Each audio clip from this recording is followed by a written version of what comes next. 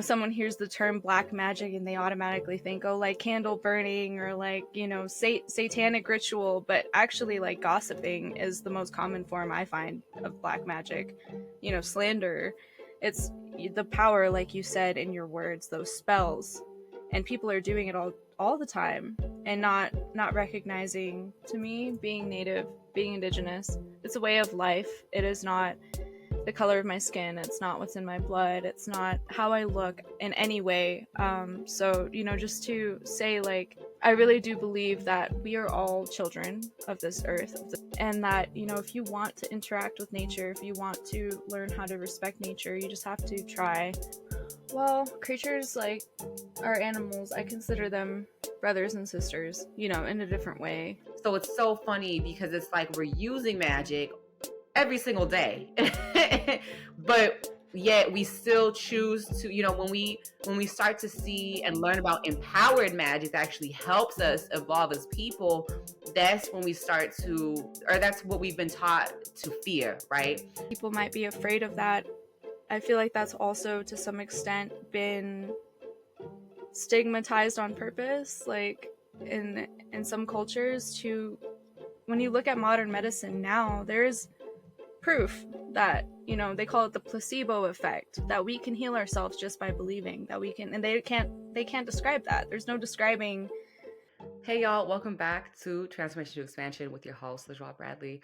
We have a very special guest today. Her name is Jade. She is also known as the Warrior Messenger, and she's an Indigenous, Native American, and Latinx spiritual guide, wanderer, tarot reader, and New Age healer who has acquired skills in herbalism and sacred practices from childhood, as well as her young adult travels. She has grown up immersed in many different cultures and works with people from all backgrounds, including one-on-one life coaching and healing focused on balancing the psyche and rebuilding confidence and vision for people living with PTSD. She has personal experience healing from gun trauma and assault through meditation, art, and herbal medicines. Please welcome to the show, Jade. Welcome, Jade. How are you doing today? I'm doing so wonderfully. Thank you so much for having me, LaJoie. Yeah, of course, no problem. Yeah, it's good to have you on the show. I'm really excited to have you actually because today we're going to talk about the tarot, maybe some misconceptions about the tarot, and also your journey, your transformation journey to coming to the work that you do today. And so, real quick, I know you do a lot of tarot readings. Can you explain for some of the audience members what is tarot? So tarot, historically, it was actually a playing card, um, kind of thing. It was just like all the suits and the what we know today as like being a divination tool was actually for playing cards. But the original Bohemian tarot, as I've learned, it was believed to be and to hold all of the answers, to certain works with Kabbalah. Like there was a correlation there. And this was like a really long time ago. So when people started using tarot as a divination tool, the symbols that were chosen, they were believed to have, you know, it was kind of like a key. It was viewed to be a key, by people who studied, magic and the ethereal arts, and however you want to describe it. But yeah, so when I didn't know this when I first started doing tarot. Actually, it was several years ago. I had a friend who I was working with, and she had a deck, and she kind of started learning about it with me around, and I was very curious about it. And so I ended up doing most of the readings for her, and then, she would eventually went on to get me my very first deck, which I really appreciated. And since then, like, and this was probably over a decade ago. Um and yeah, since then I've studied it more, and I've learned more about it, and I've, other people gifted me decks, and it just kind of became a thing that I would do. And the more I learned about it, the more I realized it helped me facilitate a conversation with myself, with spirit, with universe, really, and to understand, that side of chance, I guess, like what it means for there to be a chance for a card to come out, what it means for a message to mean something to you in that moment. And yeah, the art is something as well that I love working with too. To see how so many artists translate what those sacred messages mean to them, and like what they choose and what I resonate with. And so yeah, it's just become a really special tool that I use to meditate, to have that conversation, because it's a conversation, we're always kind of having anyway.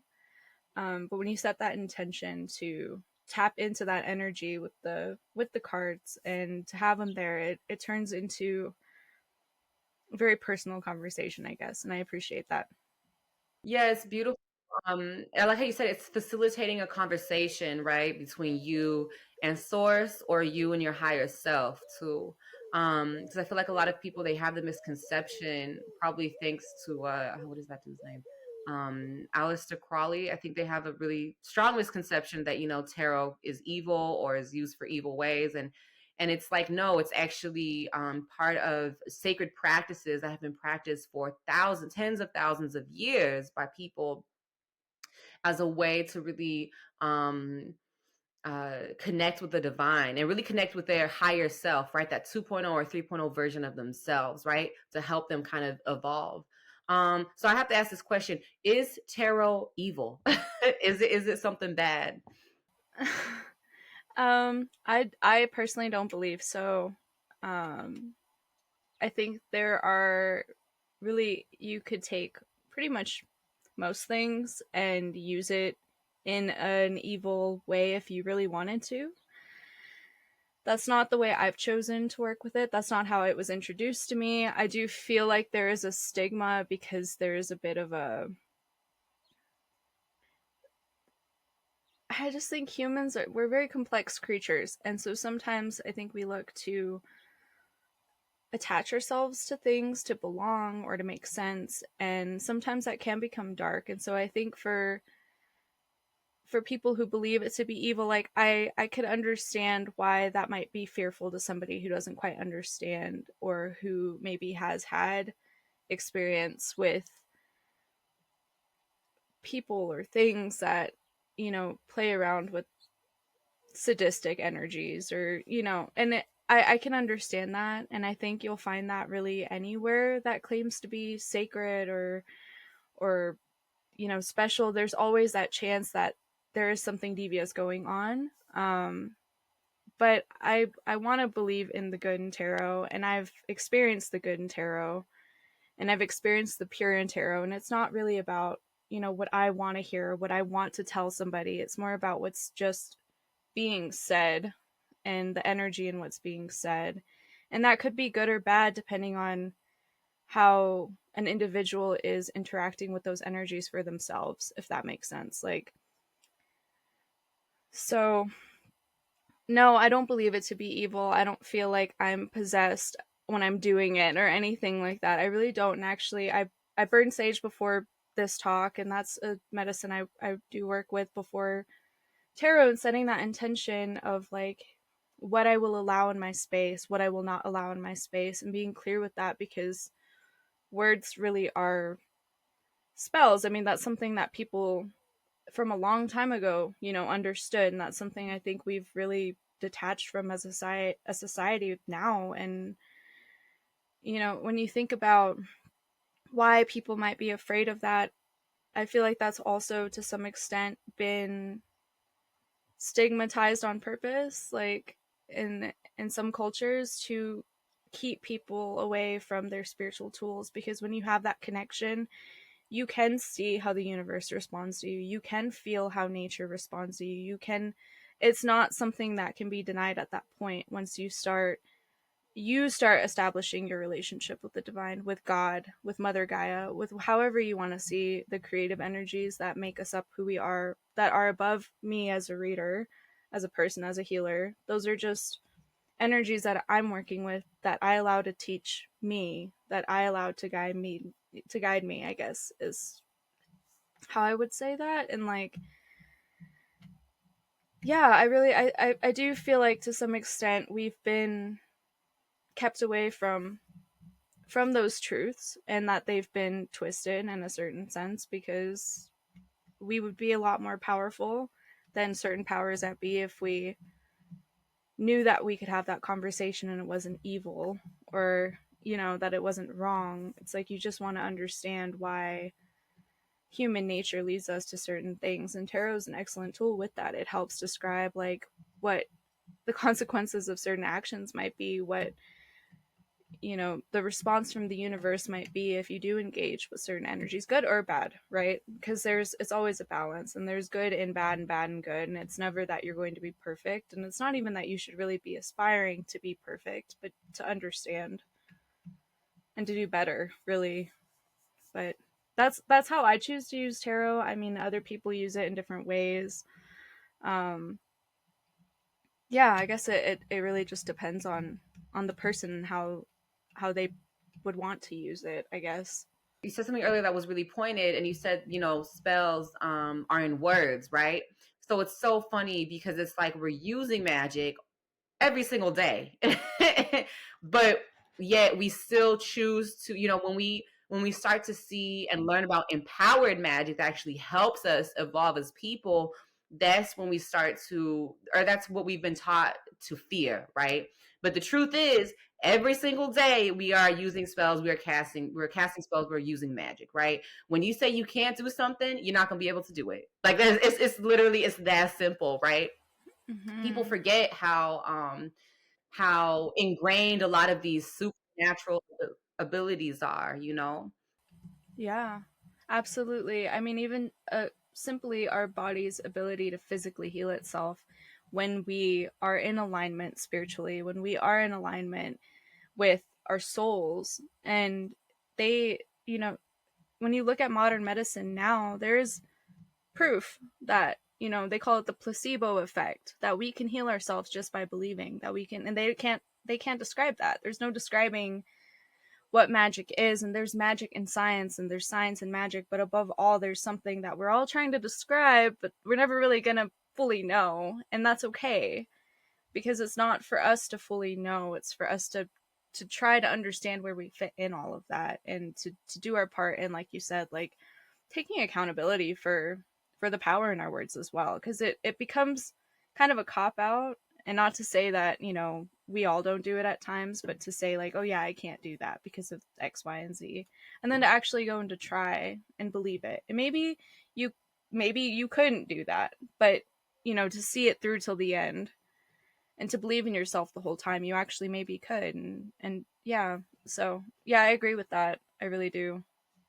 And it's an important one, because I do feel that someone hears the term black magic and they automatically think, oh, like candle burning, or like, satanic ritual. But actually, like, gossiping is the most common Mm-hmm. form I find of black magic. Slander. It's the power, like you said, in your words, those Yeah. spells.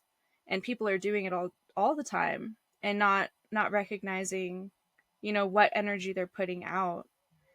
But at the same time, we can call it, you know, as above, so below, in the spiritual realm, kind of in this understanding of things. And then in physics, they call it, was it the is it the first law of thermodynamics? I can't remember, but it's energy can neither be created nor destroyed, meaning like whatever you put out, it's out there, and it's going to come back to you as well, likely. Like it's an exchange of energy. So to become conscious of that, and then what you do once you become conscious of your power as well, says a lot about the rest of the journey, I feel.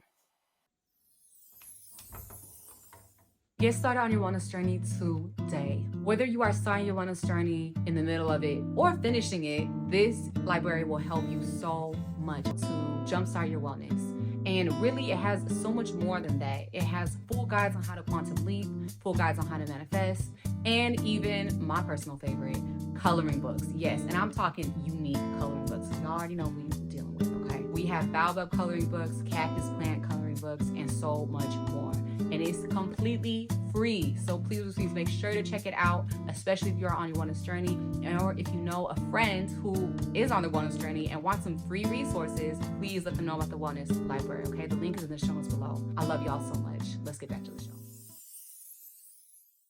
Yeah, exactly. Yeah, I mean, it's so funny that you say that because this wasn't when I was in Colombia, but one of me and my ex, we went to do this like really beautiful lake trip, and on his like motorbike, and he had been driving, I think for I don't even know, 13 years, maybe more than that, and we happened to get in an accident.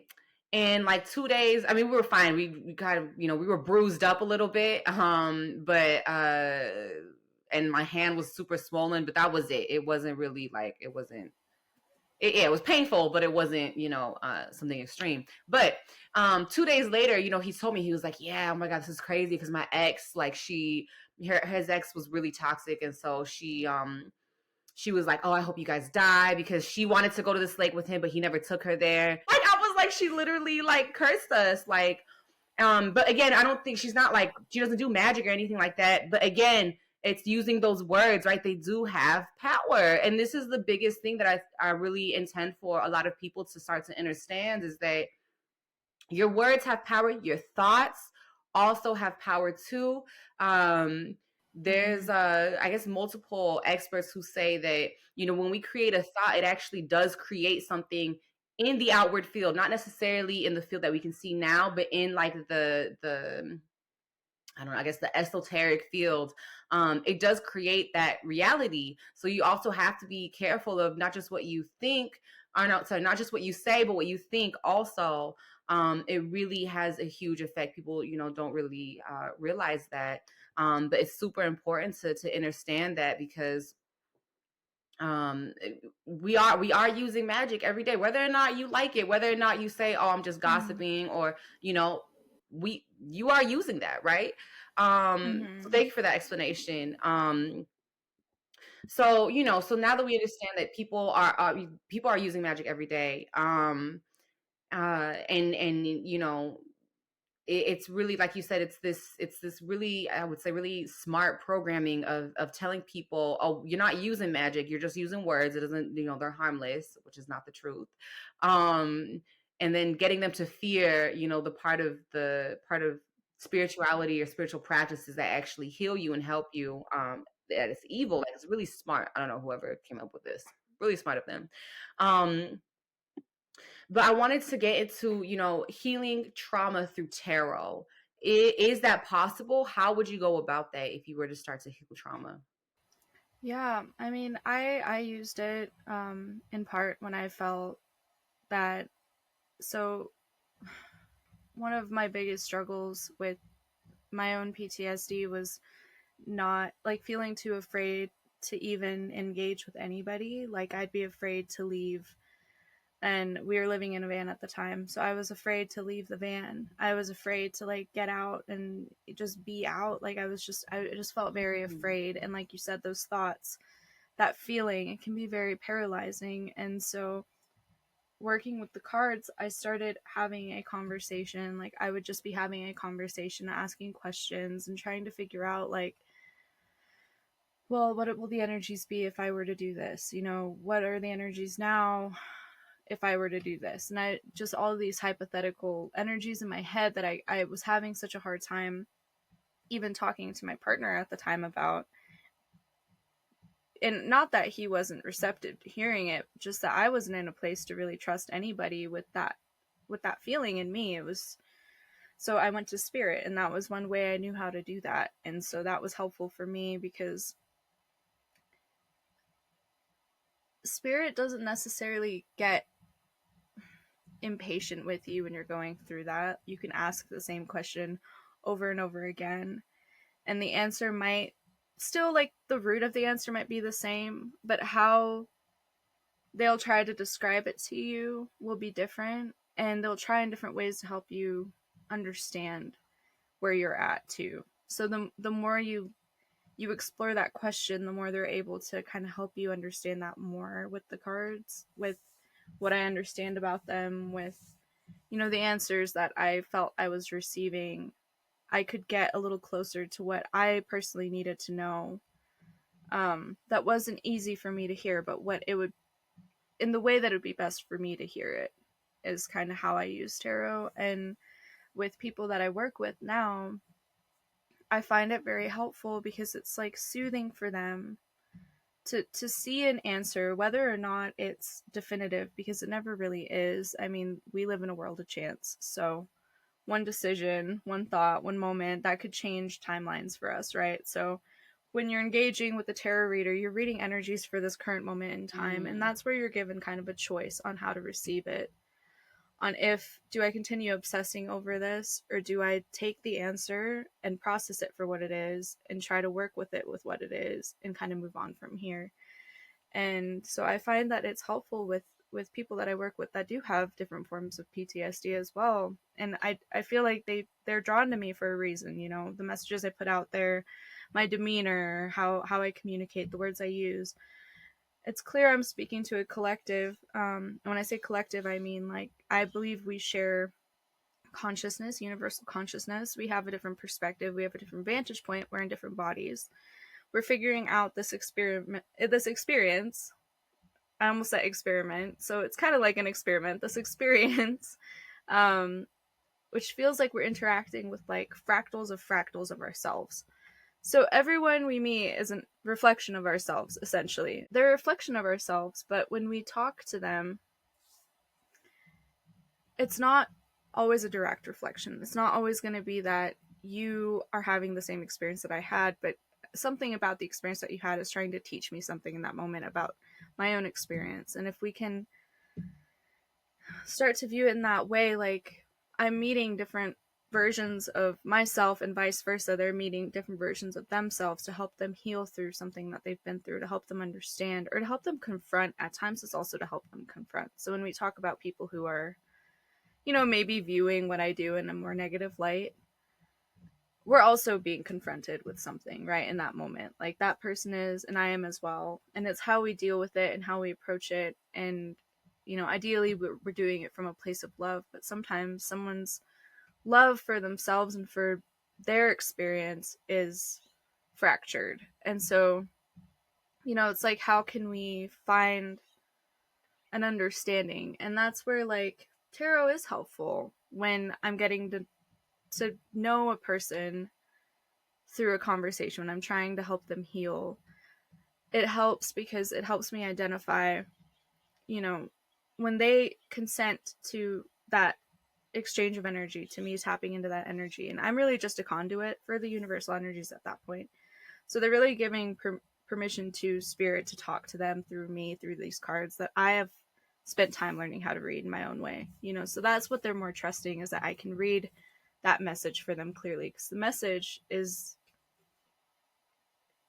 still there even if, say, I were to read it wrong, right? So they're trusting me to give them that message in a way that they will understand and receive it how it was meant to be received for them. And so the cards help me because if I don't know this person, I'm able to get a glimpse into the energies of what happened to them. And because of my understanding of what I personally went through and how the cards help me, it helps me kind of like get down to the root of what might be causing their pain. And it can help me identify it. And, you know, that coupled with some of my other skills, like that I've developed through meditation as well and plant medicine, and I can sometimes sense and pick up on other things that the cards aren't necessarily showing me, that the cards help me kind of like, okay, so that's relevant to this then maybe, and we can talk about it. Or um yeah, I hope that makes sense. That was kind of a long explanation, but that's how they help me. They help me kind of see deeper without having that person need to spend an hour talking to me to get to the root of what that problem was for them. I can pinpoint a feeling from the cards or a situation from the cards and ask them, you know, like, hey, is this something that you experienced? Tell me about that experience, you know. And then what I essentially do with that as well is to hold space. So the cards allow me to hold space, and a space without judgment, right? Because I'm not going to judge. The cards aren't judging. We just are, right? And I'm just there to allow that person to find the answers they need to within what I say and what the cards say, and lead them back to themselves in like a more whole way, I guess. Um and my goal at the end is to bring more peace, to bring more comfort, no matter what that looks like for that person. That's usually my goal, is to just help them feel like they came back to themselves a little more that day. Like they're more comfortable sitting alone and breathing after we get off, and that pain's not weighing so much because they aren't holding it on their own anymore, and that maybe they weren't even able to locate it, because at times it took the cards telling me, helping me find where it was located, to really acknowledge, like, yeah, there's still pain there. But a lot of the time we don't want to feel the true depths of our pain, because that's one of the harder parts of the human experience. But to be able to feel those depths also helps you truly feel and connect with, like, once you really allow yourself to feel all of that. And I just saw a blue jay fly by.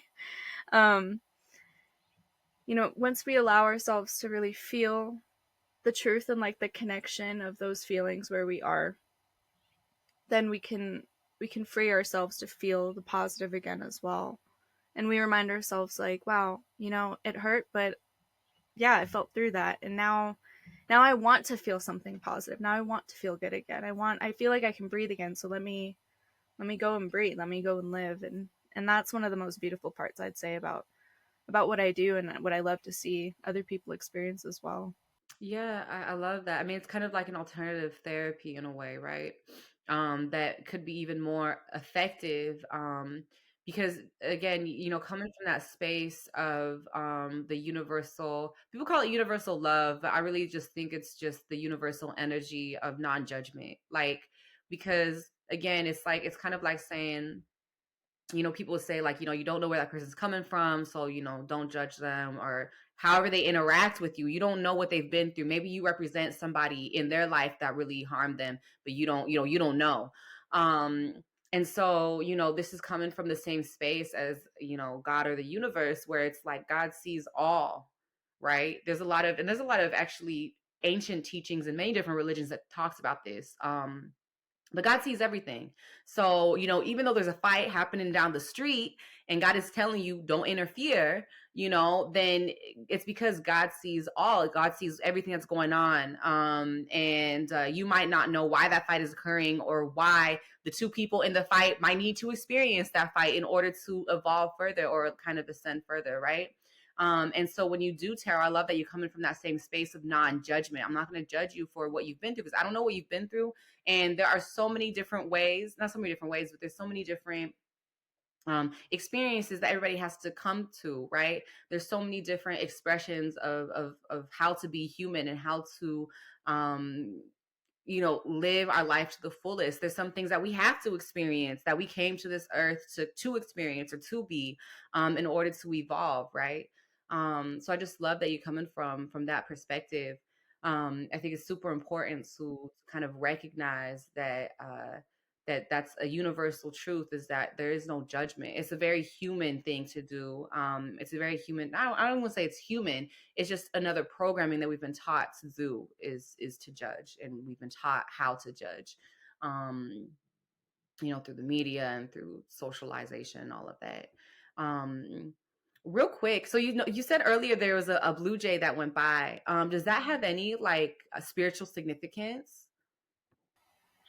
It does. And for me it connects, yeah, for me it connects a lot with authenticity of expression to me. So you can go online, and I'm sure there's like a million different symbols for what that means, but to me personally, it appears, and that blue jay in particular appears quite a bit. It lives here, so we see each other quite a bit, and he's getting more comfortable with me, actually. He'll let me he'll let me go through the trees, because when I walk with my dog, I'll like go through the trees instead of on the path sometimes. But he'll he doesn't run away. He'll let me, and I've been watching him fly around right now. But yeah, there's this, when they appear, it's when I feel in alignment with my true self, when I feel like sometimes they'll show up right after I've said something that I really needed to say, and I really meant it, and maybe it wasn't easy to say it, but I accepted it and I said it, and then they'll show up. Or like um when I'm singing sometimes, and like when I'm actually singing, not when I'm just kind of like messing around. But um yeah, they show up when I'm expressing myself truthfully, honestly, and I feel like they come to show you that it's not scary to do that. that you'll be safe and supported and held when you do that, and that they're really an expression of healing for me. Blue jays are. I feel like they come at a time when you're singing again, when you're being yourself again. And that blue, you can't ignore it. You know, you just can't ignore it.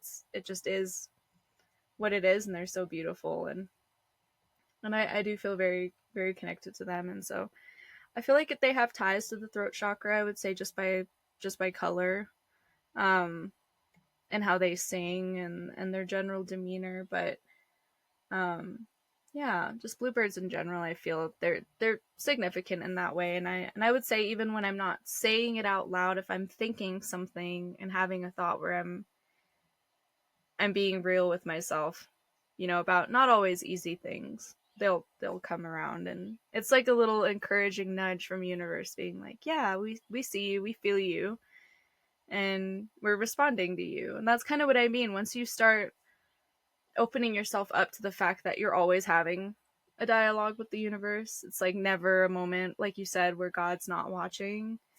um and so I found it like really helpful through like letting that sink in, and then just letting that dialogue be authentic. Because like if you're lying to yourself, you're lying to God too, right? And it's not that he takes it in the like, oh, you're trying to deceive me, and like angry type of lying. But it's more just like, until you're honest with yourself, certain things can't happen. Until you're honest with yourself, this lesson might have to be learned again, because I'm trying to get you to see it's okay to feel what you're feeling, and to change. Like, you don't have to stay bound to anything. So, you know, when I'm having a difficult time, or I feel like I may be messing up in some way, or I'm falling short, I'll just start talking out loud about it.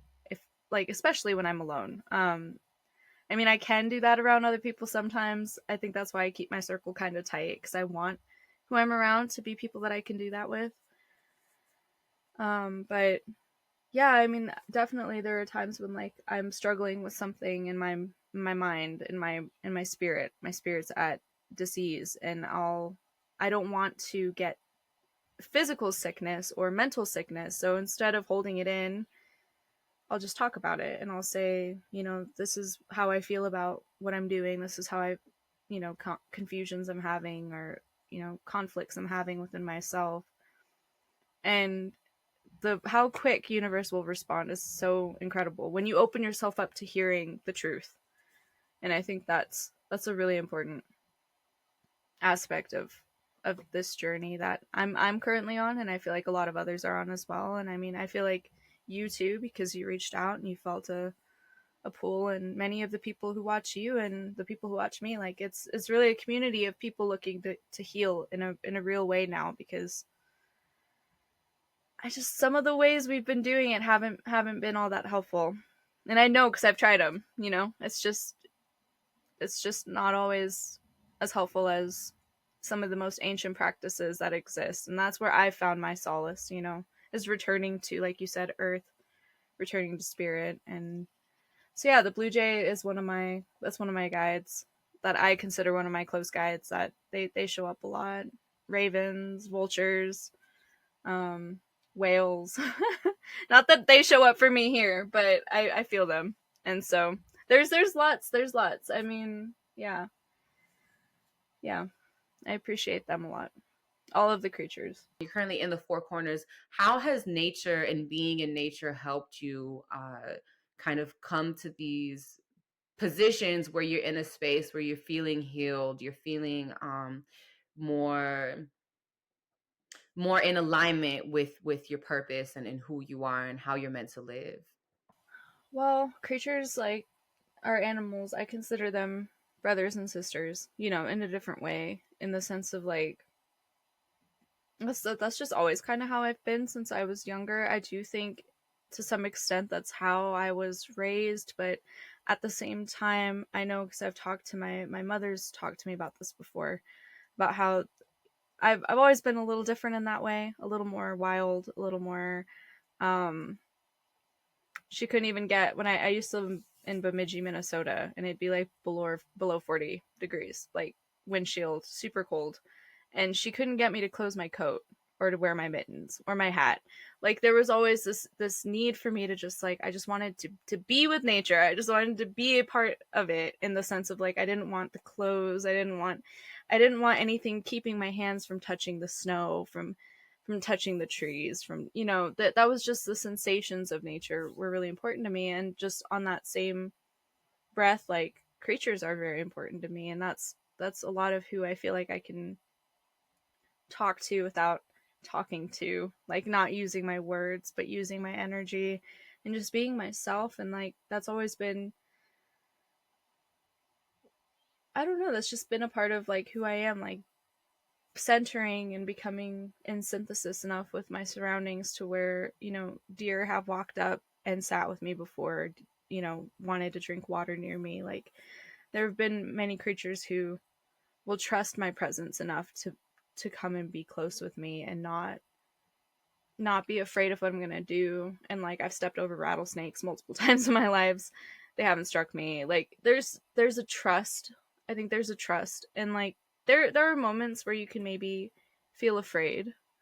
Um like of something maybe bigger or venomous or scary, there's a lot of fear around getting close with creatures, but in reality, like there's just a trust I Mm. think that I feel in my heart for who they are and for why they're here and for what their eyes see. Because when you look into their eyes, like they're looking back at you. There's a spirit in there looking back at you, and it's you, but it's higher than you somehow. And especially with animals. And so I feel like that's been a lot of what I've searched for in my adult life, is a deeper connection. And I have a dog who he's got a little wolf and coyote in him, and he's pushed me to, because when I first got him, I was a college student, did not mean to adopt a dog, and it was just something that happened. It just happened. He kind of We chose each other. It was an accident though, and I wasn't ready for my life to change. I was living in a city, going to college in a city. I was trying to do the thing I thought we were supposed to do at that age and integrate and become a functioning member in some sort of way. And um, a lot of what I spent my college years doing was trying to escape that feeling. I used alcohol and drugs and just a lot of forms of escapism to distract myself from the fact that I was very unhappy in a city. I did not like the concrete. I did not like all the cell frequencies. I didn't like the lights. I didn't like the noise. I didn't like that so many people had become so comfortable with stepping over somebody who was literally starving to death. I saw all sorts of things I kind of wish I hadn't saw, but at the same time thankful that I saw them when I did, because I was still young enough, I think, to really see what was happening. Like in my mind and my spirit, I was still young in this realm at this point in time in history to really see what was happening and to not be okay with it. And I mean, I didn't feel I could do much at that point, so I escaped a lot. And then when Lobo came into my life, it everything really changed, and it didn't change right away. And I made a lot of mistakes in the beginning, but I know he was sent here to help guide me back home. And he's in so many ways a reflection of the most stubborn parts of my spirit, honestly, that I had to change for him. And I had to make sure that I was going to be who he needed me to be and to be where he needed to be. And so, after trial and error, I feel like I'm we're in a good place and that we're where we need to be, and nature's a huge part of that.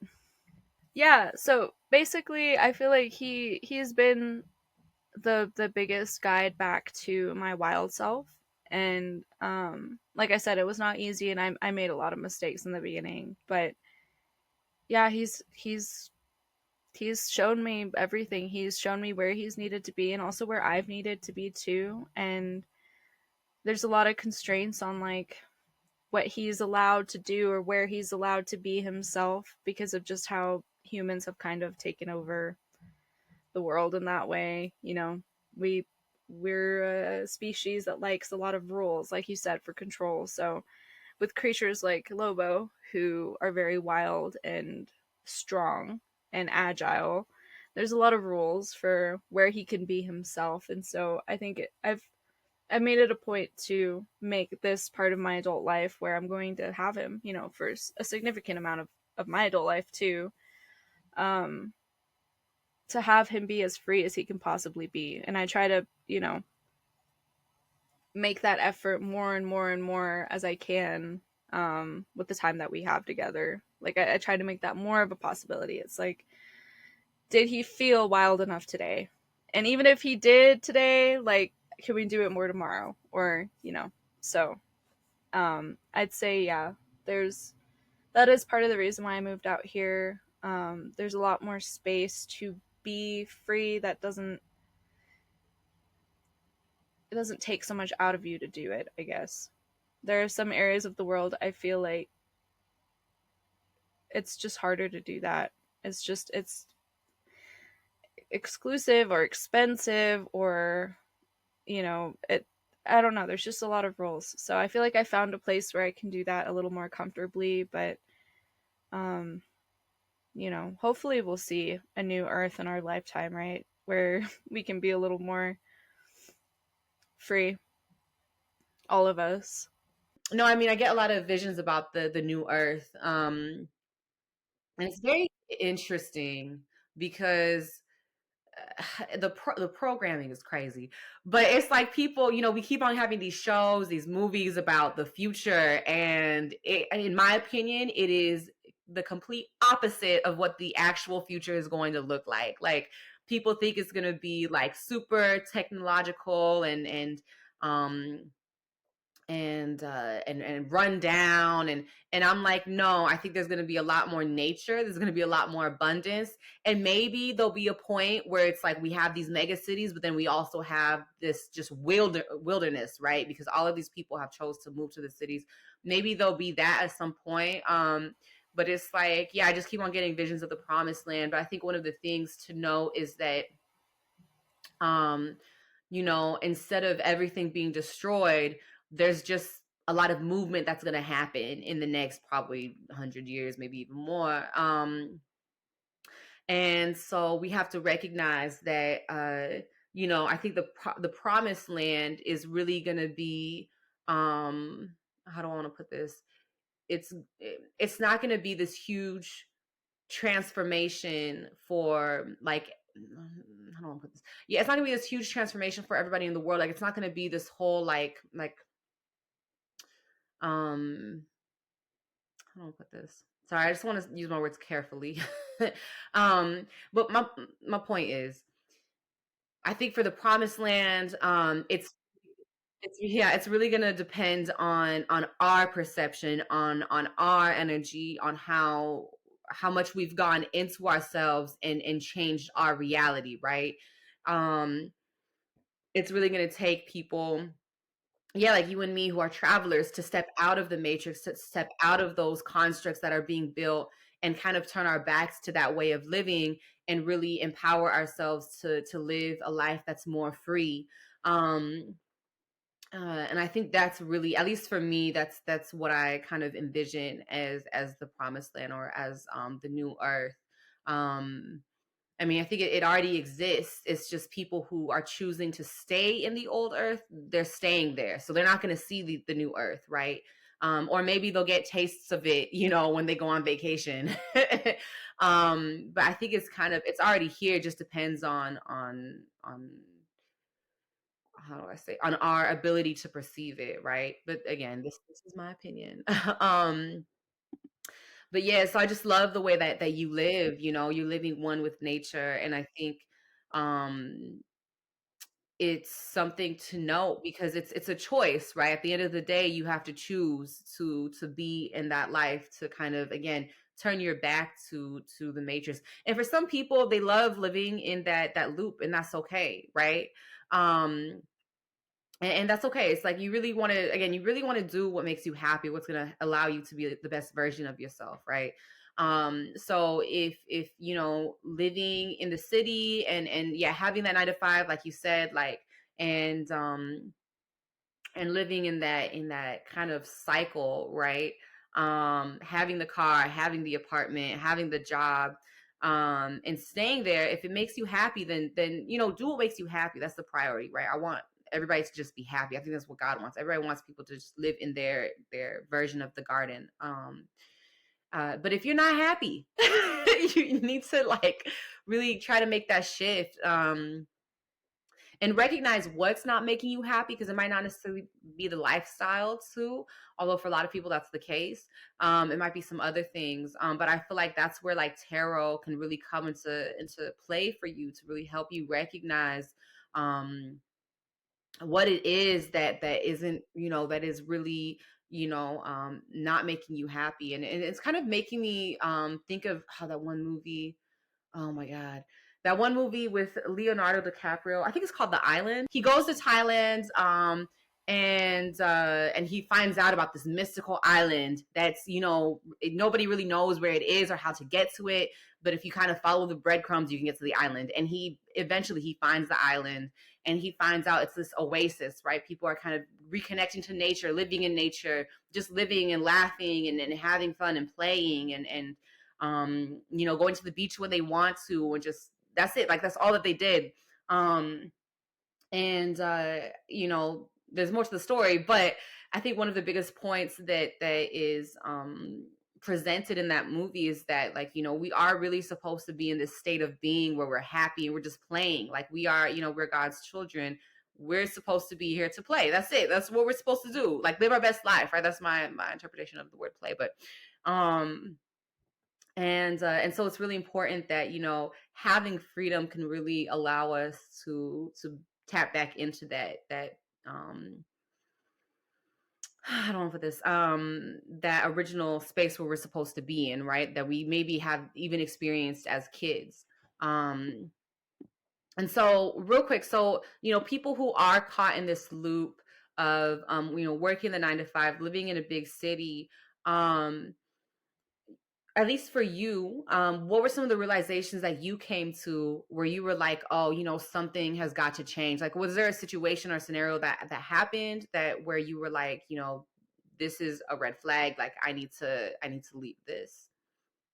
Yeah, I mean, I kind of touched on some of that with my dog. But also I was dating someone in Portland and working and going to school, and I think I just developed a lot of unhealthy ways of coping with my discomfort that I kind of started to like I would just start crying. I remember I think what really kind of set it all into motion was actually I was leaving work and I had leftovers, and there was this girl I passed, and she was standing in like this median of two high like really busy highways in Portland. And it was just the look in her eyes. She looked very defeated, and she couldn't have been older, younger than me. Like we seemed about the same age, but like she looked a lot older in the sense of like she just looked so tired. Like her soul was very tired, and like she like I could feel how she couldn't understand why. Like why, and I couldn't either. And I think I saw that look in her eyes and I was just like, yeah, I don't know why either, you know? And I didn't even have money at that time to share with her. And it's funny because it's like it's not funny and like haha, but like just interesting that, you know, I was dressed nice coming home from a job, but I was very broke. And I didn't have any money on me. You know, I just had leftover food. And it's like there's this illusion that we live in that things are okay, or that we're making it work, or that like we are this one way. In reality, people don't really see like what any of us is going through. And there are some people who it's a little more clear because they're going through one of the rougher parts of life's storm at that moment. They're learning a particular lesson, and I might not know why that person has to learn that lesson. They might not know why yet, you know. When I look back to some of those moments I had along in my life as well later on, and just thinking about like that feeling and not knowing why, but still knowing that you want to try. And I think that's when I saw that look in her eye, it kind of started this like snowball effect in my life, because I remember I went over to my boyfriend at the time's house, and I just like watched, because I gave that girl the rest of my food, and I remember we hugged, and it was just a moment, like we didn't talk, we didn't anything, we just, it was almost like just an exchange of like, I see you, you see me, and I really saw her. I didn't see. I think that's why we hugged, because I wasn't looking at whatever she thought most people were looking at, or how she felt like she was being perceived by most people. I really just saw her in that moment. It's really hard to explain, but yeah, I remember leaving that interaction and going over to my boyfriend's house, and like just listening to all the conversations that they were having, and it, not that they were empty people, but just the conversations felt very empty after that experience. After, it was almost like that was a glitch in the matrix when I was walking home. It was like something that I could not ignore, someone that I could not ignore, because she was like Mm-hmm. me, you know, she could have been me, I could have been her. One twist of fate, and like that could have Mm-hmm. been my reality at that time. And I was about to graduate, and I felt like I was having a hard time, and then I saw her, and it was like it was a reality check, but at the same time in the sense of like not just my reality, but reality in general. And so I just remember like going over there, and I didn't have very much patience, and I said something kind of short to one of his roommates who was being a little bit, in my opinion at the time, something she was saying came across very superficial. And I think at that point I just like didn't have it in me to be kind, and everyone knew me as like this kind, like sweet person, funny person who just like is accepting of everyone. In that moment, I think I just didn't accept what that person had said. And it turned into this whole thing where like it caused an argument, and like, whatever else. And I just remember going up to his room, and he's like, "What's going on?" And I was like, I just started crying, and I was like, "I have to leave. Like, I don't think I can be here anymore." And he's like, "What do you mean, like the house? Like I can take you home?" And I'm like, "No, like the city. I don't think I can be here anymore. I don't think I can do this anymore. I need to go figure out what it is that like I'm here for, and not just like here in Portland for. Like, no, what am I here on this earth? What am I here doing? Because my life has clearly led me to this moment where I interacted with this person." And from then on, it's like I couldn't go back to seeing the city in the same way. And it wasn't that I hadn't interacted with somebody like that before, but there was just something about that interaction that was so, maybe I just worked a long day, and I was just like, I had surrendered enough to my present moment to really feel whatever it was that I needed to feel in that moment. But it felt like a bigger part of my awakening, and it's just interesting because it seems like something so small looking back, but I know that it wasn't. I know that that wasn't, because I still remember her face, and I don't even, like, I never got her name. Never. I don't even know that I ever saw her again, actually. But yeah, just like a route I took home every day.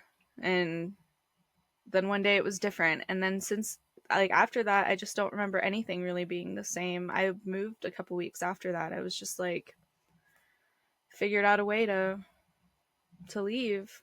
And yeah, I don't know, something about that changed me. And then COVID was kind of a, also another eye-opening experience, I think, for me as well. So, but I would say that that was kind of the tipping point, was that interaction on the street.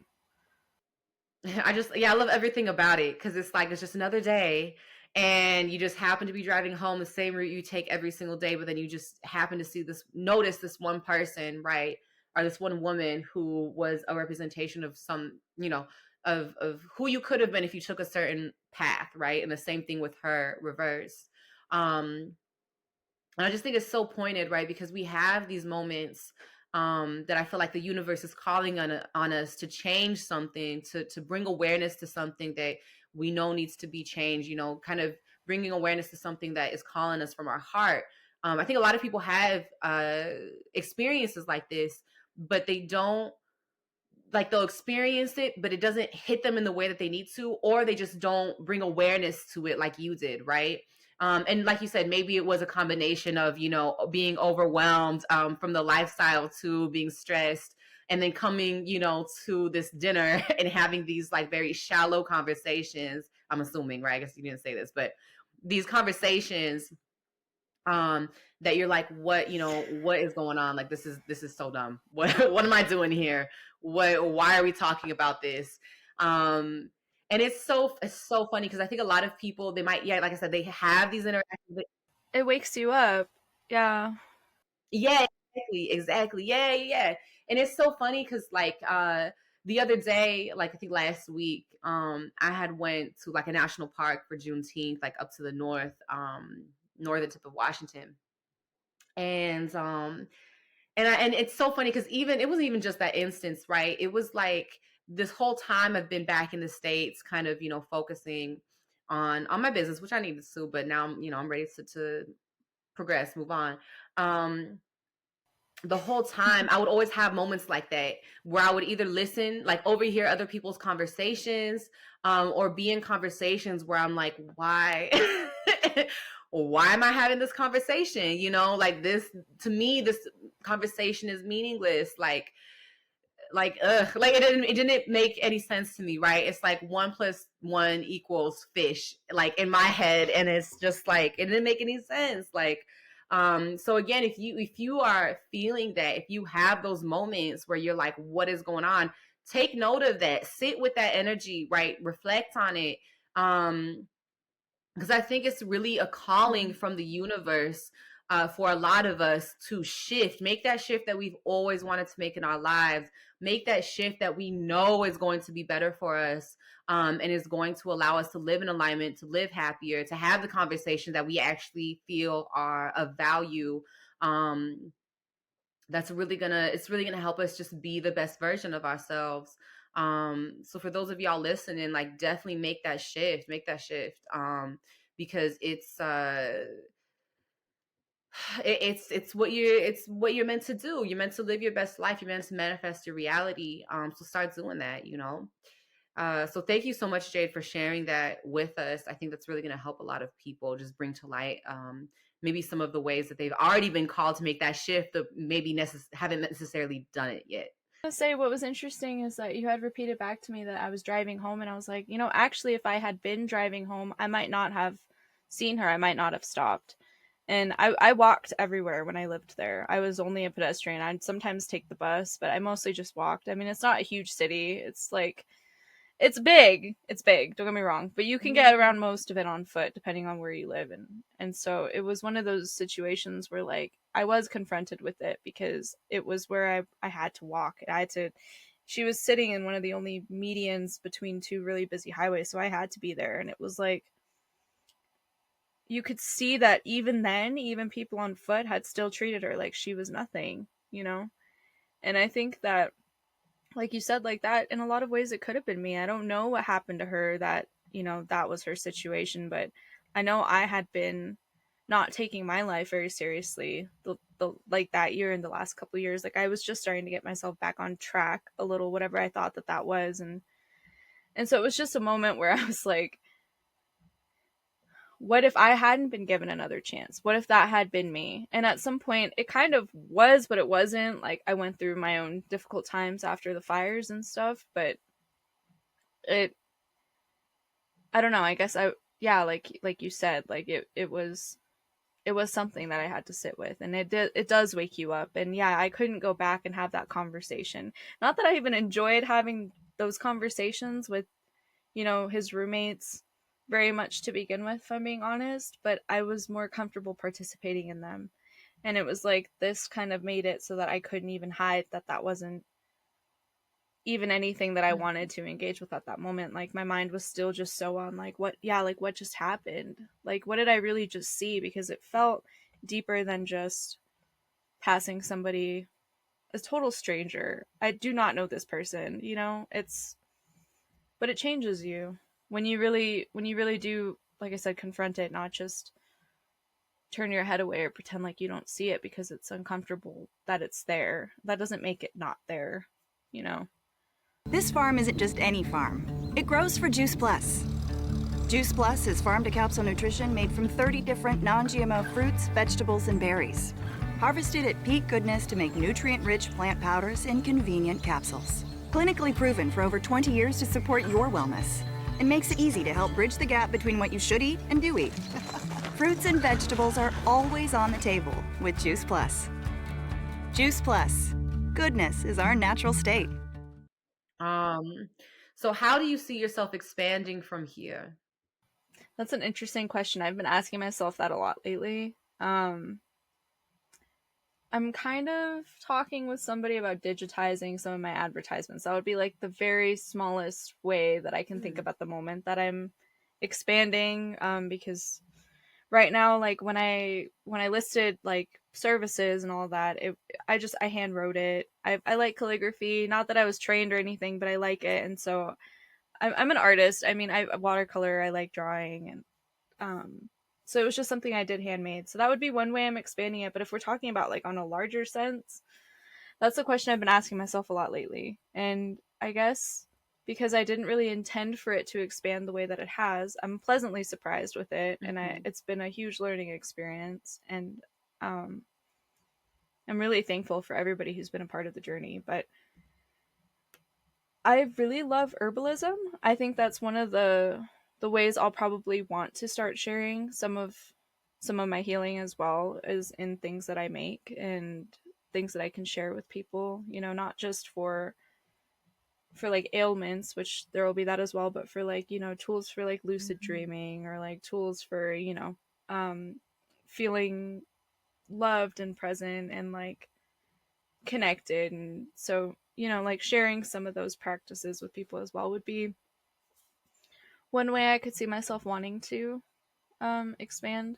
So it could be any way, expand spiritually, mentally, physically, any way that you feel you need to expand. But I think even herbalism, that'd be a really great direction to go into in terms of how to expand, right? Yeah.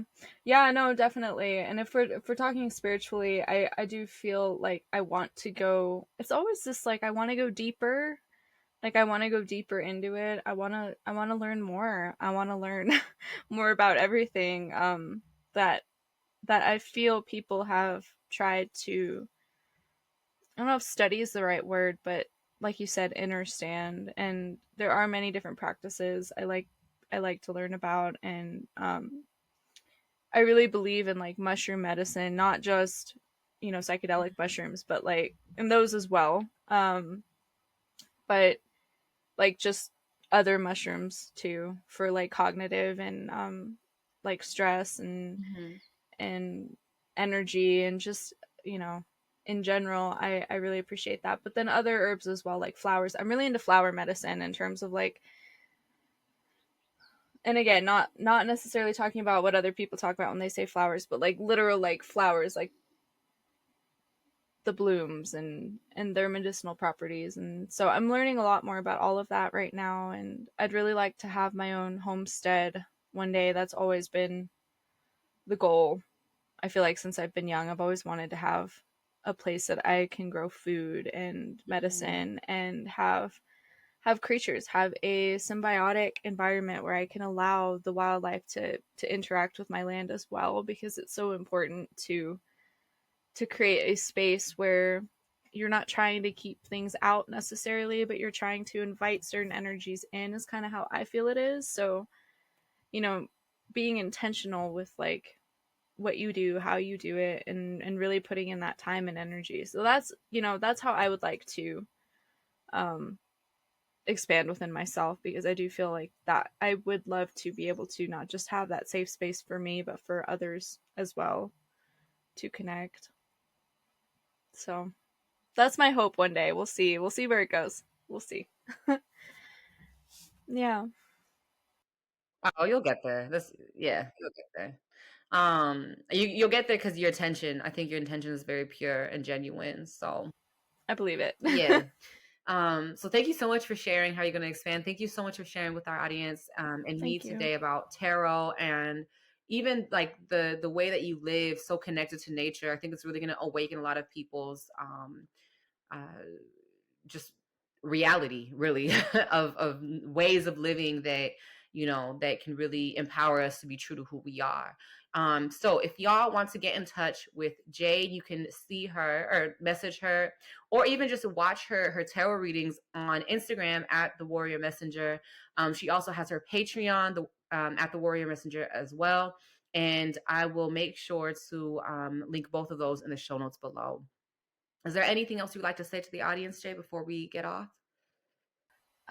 Just that, I get a lot of questions about my ethnicity. We kind of talked about this before, and I did just want to say that, like, to me, being Native, being Indigenous, it's a way of life. It is not the color of my skin. It's not what's in my blood. It's not how I look in any way. So, just to say, like, I really do believe that we are all children of this earth, of this world. That's how I would classify myself really truly, is like I'm a child of this world. Um and that, if you want to interact with nature, if you want to learn how to respect nature, you just have to try. That's the first step, is just to try to, open yourself up to that energy as well, to just go out there and to touch that land lovingly, to not think of it as what can I get out of this situation. It's more of a what can I learn? What can I give? Because a relationship with mother is always going to be one of giving as much as it is receiving. And to really start walking with that mindset of gratitude means that, making the most and appreciating the most of what you already have in front of you. So that would be, even if you are in the city, that doesn't mean you can't connect with the outside, with nature, with the plants, with the animals like that are there. It just means you have to make that effort to look for it, to ask for it, even, I guess, is all I would say. And that, we're all in this together. So as much as like we might feel separate because of our views, or because, whatever the reason, because of how we identify our individualities in this and these bodies, because they're weird. We are different, we look different, but in our spirits and our souls, we are sharing this Mhm. experience. And just as much as I wouldn't know what another person is going through, they wouldn't know, you know what I'm going through, and vice versa. So it's, I guess that's the only message I wanted to leave, was that, like, we really can do this together. I really do believe that. I just think it's going to take us being okay with being new and learning, and like, so long as you keep yourself open to understanding from others, instead of, closing yourself off because you don't want to seem ignorant, or, stupid, or anything like that, or inexperienced, really. Because when we were talking about judgment earlier, and um shame and guilt, I really think those are just ways for us to not appear vulnerable. Like, if we choose to judge another person, it's basically saying, like, oh, I'm Mhm. not like that, so I won't get hurt, or I won't be subject to this. And so it's a way of like protecting ourselves. But, if we stop viewing it as like we're fighting for resources, or we're fighting for love, and more as like, if I accept myself, and if I love myself, mistakes and all, because we all have them, and they're a part of what make us who we are.